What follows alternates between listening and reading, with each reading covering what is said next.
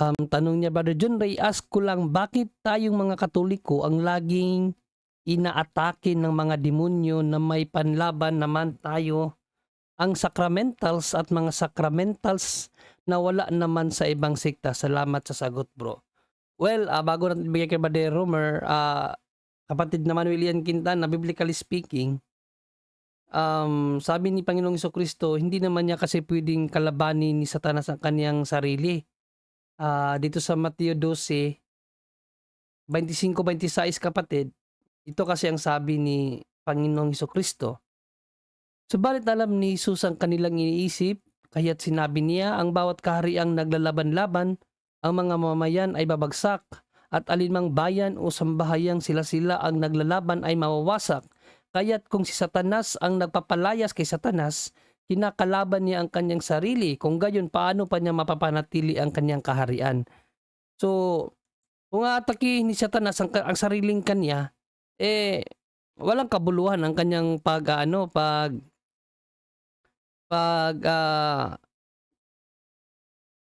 ano yan, yung pag-aklas niya sa Diyos ba? So walang mangyayari kasi sa kanya na ngayon eh. Alang naman atakihin niya yung sa kanya na, no? At ang isa pa sa reason kung bakit tayo inaatake dito sa Matthew 10:22, kapatid, sabi ni Panginoong Jesucristo, kapupuutan kayo ng lahat dahil sa pagsunod sa akin. Ngunit ang mananatiling tapat hanggang wakas ang siyang maliligtas. So, part na ng pagiging buhay Kristiyano ang maging target ni Satanas. Kasi sabi nga niya, kung idirekta natin ito sa 25 sabi niya dito sa 25, sapat nang matulad ang alagad sa kanyang guro at ang alipin sa kanyang Panginoon. Kung ang ama ng sambahayan ay tinawag nilang Beelzebul, lalo nang lalaitin nila ang kanyang mga kasambahay. Kung sabaga, si Panginoong Jesucristo nga hindi nga nakatakas sa kamay ng demonyo, di ba? Inalipusta siya. Ano pang ginawa ng lahat para ma-degrade ang ating Panginoon, ang ating Panginoong Jesucristo. Lalo na daw tayo. So sapat na daw na matulad tayo sa ating Panginoon. So hindi na ikatatakayan ba kung bakit tayo ang inaatake ni Satanas? Dahil biblical yan, sinabi na ni Panginoong Jesucristo yan, na tayo ay matutulad sa Kanya, magiging target talaga tayo ni Satanas. At ibigay natin kay Brother Romer kung bakit, Brother Romer, meron naman na tayong mga sacraments at sacramentals, Brother Romer, na wala naman sa ibang sekta. Bakit tayo mga Katoliko pa rin ang palaging inaatake? Brother Romer? Okay, so nasagot mo na yan, Bro John rin, kasi kahit na meron tayong sacramentals, yan, kasi sinabi yan ng Diyos, bro, na sa bro, sa Hebreo 2:18, bro. Hebreo 2:18. Hebreo 2:18. Ito ang ating mababasa. At ngayoy matutulungan niya ang mga tinutukso, sapagkat siya man ay tinukso at nagdusa. So yun, si Kristo din, kinano din ng demonyo, na tinukso din ng demonyo. So kahit na tayo, makakaranas din tayo ng sobrang harassment. Kasi kalimitan, yung harassment din ay nagpapaano din yan, nagre-remind sa atin na meron talagang Diyos, na para bumalik tayo ng Diyos. Ginagamit din yan ng Diyos para tayo makaisip sa Kanya. Kaya nga, meron tayo binigyan, nandito talaga yung fullness, lahat ng mga treasure sa simbahan meron sa atin. Kaya nga, ginagamit natin ito para pantaboy ng demonyo. Kaya nga, sinabi na ni Bro John Ray kanina, yung mga verses na yan, para makatulong din sa atin kapag tayo hinaharas. Tapos, iba din yung vexation ng mga santo at iba yung demonic harassment din sa atin. Kaya nga, tignan natin yung sarili natin kung meron bang openings. Kasi mabango sa demonyo ang mga Katoliko. Bakit? Kasi yan ang tinayo ni Kristo na simbahan. So sino pa ang kanyang aatakihin na sa kanya naman. Kaya nga sabi ni Bro John Day kanina na atikihin na ba niya yung mga sa kanya na, hindi. So yung mga, sumusunod sa Diyos ang kalimitan na inaatake ng demonyo. Ano yung pinakamabigat na atake ng demonyo? Yung kapagka umalis ka sa pananampalatayang Katoliko. Kasi yon ang purpose nila, na palagi sila talagang palagi silang gising, 'di naman yan natutulog. Kaya nga nung may possess na dinala sa kaharian daw nila, sa mga demonyo sa preternatural world, sabi ng nando'n nung isang possess na, "Bakit wala kayong upuan?" Kasi yun pa sabi ng mga demonyo, "Wala kaming time para umupo." Bising-busy sila sa paghahanap ng mga kaluluwa para mapasakamay nila. So yung mga sacramentals natin, yan din, tulong yan para sa spiritual warfare natin dito sa mundo. Kasi grabe yung ano niyan, grabe yung kaya nga nasa 6, ah, ano yan, yung kaalam ni Solomon, yung sinabi doon na karunungan ni Solomon, yung sabi doon na gamitin ninyo yung mga banal na mga bagay para kayo din ay magiging banal. So hindi pa rin tayo diyan makakalusot kasi minsan din yung mga demonyo gumagamit din ng mga religious objects na kagaya sa atin para linlangin din tayo. Ang daming mga albularyo na ang daming mga sacred images para lituhin yung mga Katoliko. Kaya ang daming mga Katoliko na pumupunta sa albularyo kasi kulang ng katesismo. So, yun lang ang sagot natin, bro. Maraming salamat, Brother Romar. At ito naman kay Brother It's Me Davy, Brother Angel, sa'yo to. Brother John Ray, yung anak ko ba ayaw magsimba? Nag-aaway lang kami pag sinasabihan ko siya na magsimba. Anong gagawin ko? Pinag-pray ko na lang siya for his conversion. Enlighten me. Brother Angel. Sa mga ganyan 'no, hindi lang naman tama-tama yung nagagalit pa 'di ba? So tama-tama sa ebanghelyo yan. No yan Kapag Brother Angel, yan ang consequence sa yung Hmm. bata pa lang sila, hindi natin sila palaging isinasama sa pagsimba, hindi natin pinapaliwanag palagi ang pagsimba, kaya nalakihan nila yon, kaya hindi mahirap talagang pasimbahin yan kasi hindi nila nakasanayan consequence yan. Pero gayon pa man, Brother Angel, go ahead. Sabi nga may kasabihan sa mga Amerikano 'no, you cannot treat, an old dog, with a new trick. I mean, kapag old dog na yan kapag ibig sabihin 'pag medyo matanda na, sabi nga nagkakasungay na yan.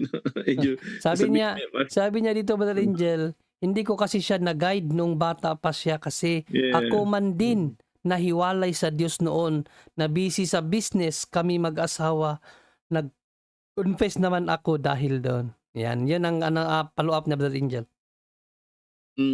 Okay. Muli, unang-una paalala po sa atin kasi 'no, minsan, yun nga, 'di ba nabasa natin sa FB, sabi ni Padre Pio, "Your son is in hell, Oo nga, because nabasa of ko yun, you." no? Nakatakot, no? Yes, why? Because of the sin of omission, and it's true. Kasi unang-unang church natin, the domestic church is in our family 'no. Yun ang problema kasi hindi alam, although tayo rin naman 'di naman natin alam noon yun, eh. 'Di po ba? So, ngayon alam na natin. Although hindi naman tayo excuse diyan, hindi naman lahat, eh. O alangan naman ng pag-aasawa mo, alam mo na lahat ang obligasyon mo sa mga anak mo na alam mo ring nasa Biblia. Hindi naman natin masasabing, hindi natin sabihin at kami rito ni Bro Jun, lahat, pagka nag-asawa alam na namin lahat ang obligasyon sa pagdating sa pangrelihiyon. Hindi naman 'no, spirituality. But at least ngayon, meron na tayong idea. So sa lahat ng mga nakikinig po ngayon, mayroon bang talagang binabanggit ang Biblia tungkol sa obligasyon ng magulang? Actually, dalawa yan. From Old Testament pa lang meron na, eh.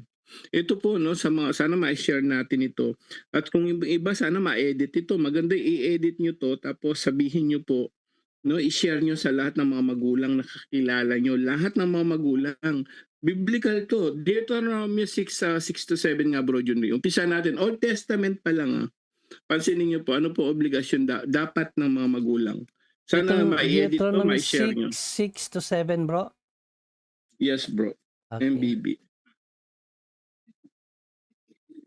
Ang mga utos niya'y itanim ninyo sa inyong puso Ituro ninyo sa inyong mga anak, pag-aralin ninyo ito sa inyong tahanan, sa inyong Mm. paglalakbay, sa iyong pagtulog, sa gabi at sa inyong pagbangon sa umaga. Ano daw Bro John B? Ituro sa ninyo ito sa inyong mga Anak, anak. Pag-aralin ng ituturo, ayan, yung salita ng Diyos. Grabe eh.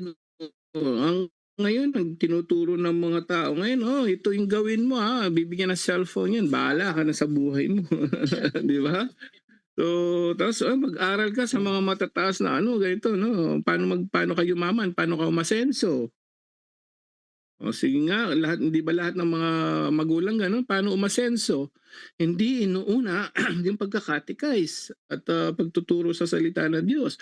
Old Testament pa lang yun po. Dito sa um, sa New Testament naman, si Jesus nga nagsabi, alam naman natin lahat to. 21 Mateo 28 nga 18 to 20. Ito sa mga apostoles, pero yung mga binyagan hanggang ngayon kasama tayo diyan. Mateo 28 po. Kasama po tayo diyan mga binyagan. Dahil wala na yung mga apostoles. ano yun bro? Matthew Matthew 28 28, po. 18 or 19 to 20 na. Ituro 19 to talaga. 20. Yan ang main purpose natin. Kaya't humayo kayo at gawin ninyong alagad ko ang mga tao sa lahat ng mga bansa. Bautismuhan ninyo sila sa pangalan ng Ama, Anak at ng Espiritu Santo. Turuan ninyo silang sumunod sa lahat ng iniutos ko sa inyo. Tandaan ninyo, ako'y laging kasama ninyo hanggang sa katapusan ng panahon. Si Jesus mismo, turuan ninyo sila. Buhay pa yan bago siya umakyat sa langit. Turuan talaga yung mga hindi lang magmula magulang papunta sa bata. At nung umakyat niya ating Panginoon sa Kristo, pansin niyo from Old Testament to Jesus time, wala na si Jesus. Si Apostol Pablo na. Mayroon ba sinabi sa aklat ng Epeso? Yes, Epeso 6:4 po. Sa mga nakikinig po ngayon. Para may idea tayo, ano ba obligasyon ng mga magulang sa mga bata? At magkakasala tayo ng sin of omission yan, magkakasala ng kasalanan ng pagkukulang. Epeso 6:4 bro. Mga magulang. Kasi wala siya. Ha? Anong wala bro? Epeso. Hindi pala na-click. Ito. Mga magulang, huwag ninyong ibuyo sa paghihimagsik laban sa inyo ang inyong mga anak.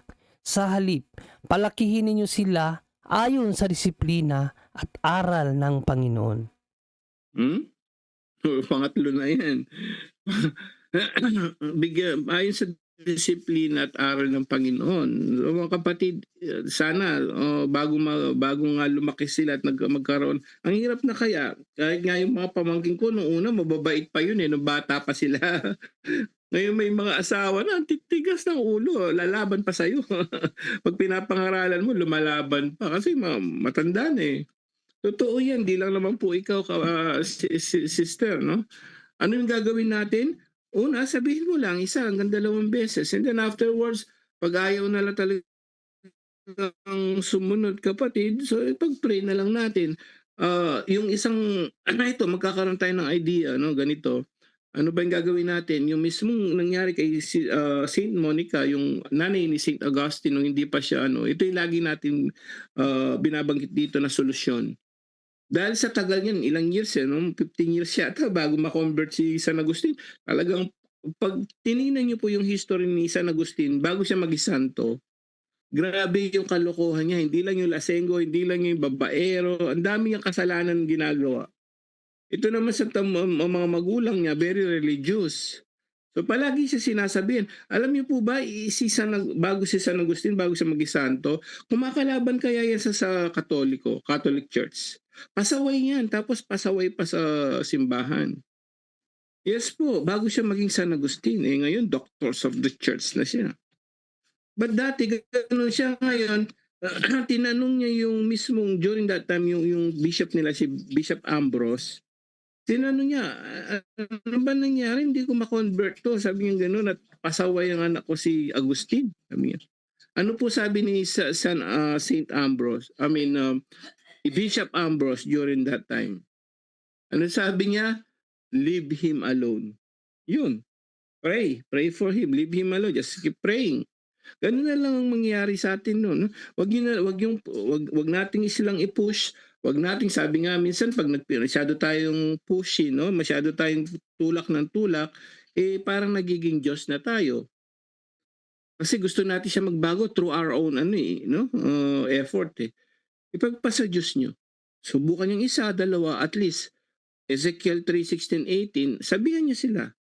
Kapag ayaw nila sumunod, napahamak sila, wala ka ng pananagutan.